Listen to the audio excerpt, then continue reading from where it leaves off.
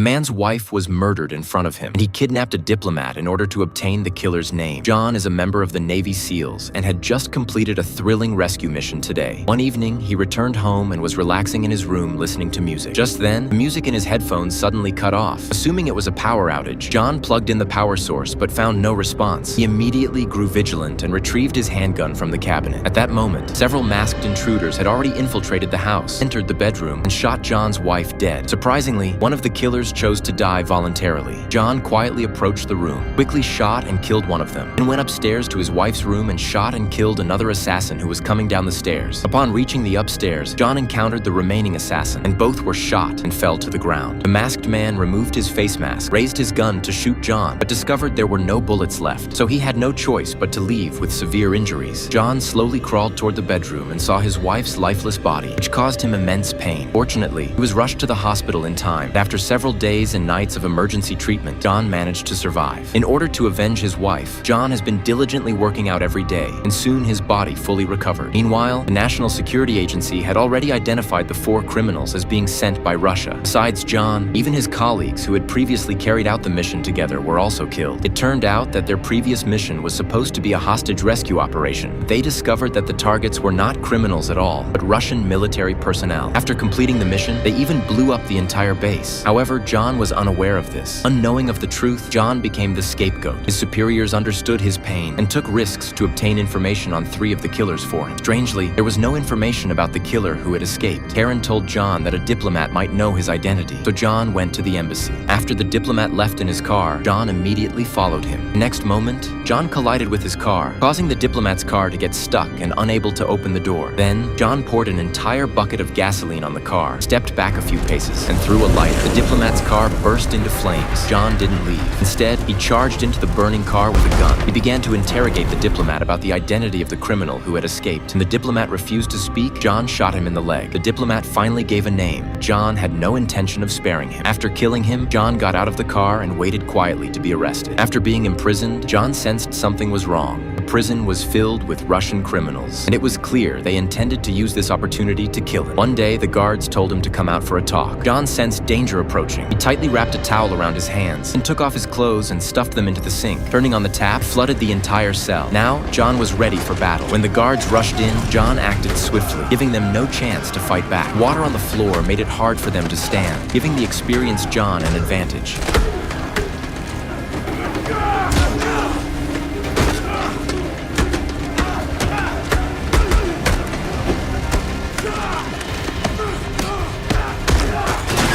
After taking down several guards, John quickly grabbed one by the neck and used him to force the others to close the cell door. Soon, someone in charge arrived, just as John had hoped. He was taken to a secret base where senior CIA officials had gathered. In exchange for what he wanted, they needed to know what information John had gotten from the diplomat. John revealed the name of the 4th assassin, but when they heard the name, they were shocked. This person was supposed to be dead. Then they showed John a row of photos. John immediately identified the killer. After a short discussion, the officials decided to send Navy SEALs to Russia to capture the target. Driven by revenge, John joined the mission. To stay unnoticed, they had to take a commercial flight. Just as the plane reached its destination and prepared for a parachute drop, a Russian fighter jet suddenly appeared. Calling them invaders, it fired missiles. The plane was hit hard and plunged into the sea. Water quickly flooded the cabin. John used a life raft to get his teammates out safely. The team reached the target location and, after a few days of observation, quietly infiltrated the building. But just as they neared the target's room, John locked the iron door behind him while the others weren't looking. He had decided to kill his enemy himself. To his surprise, the man was covered in explosives. Calmly, the man said he had always worked for the CIA. "We're just sacrifices for national interests," he said. "Your whole team will die here too." Then he detonated the bomb.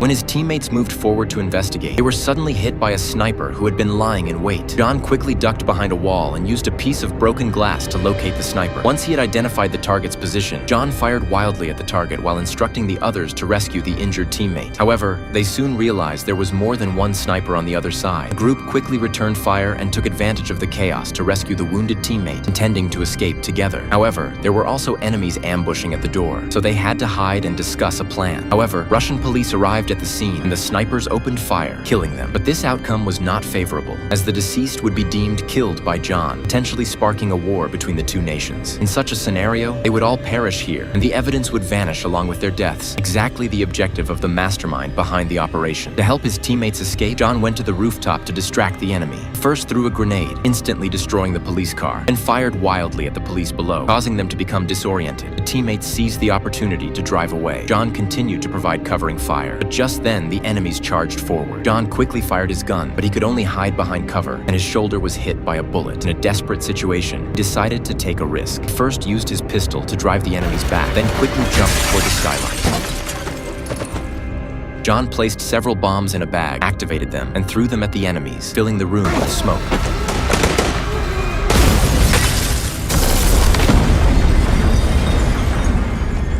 Taking advantage of the smoke, John changed into the enemy's clothes and exited the building, successfully reuniting with his teammates. To uncover the mastermind behind the plot, John decided to feign death, which led him to discover that the Secretary General was the mastermind. John tied him to the car and forced him to reveal the truth. The panicked Secretary General confessed everything. Enraged, John drove the car into the water, and the water quickly submerged the Secretary General. John remained calm, watching him suffocate to death, then quickly retrieved the recording device. His teammates arrived at that moment and rescued him using diving equipment. Afterward, the recording device was handed over to the government, and the Secretary General's conspiracy was exposed. John, having successfully avenged himself, began a new life under a new identity.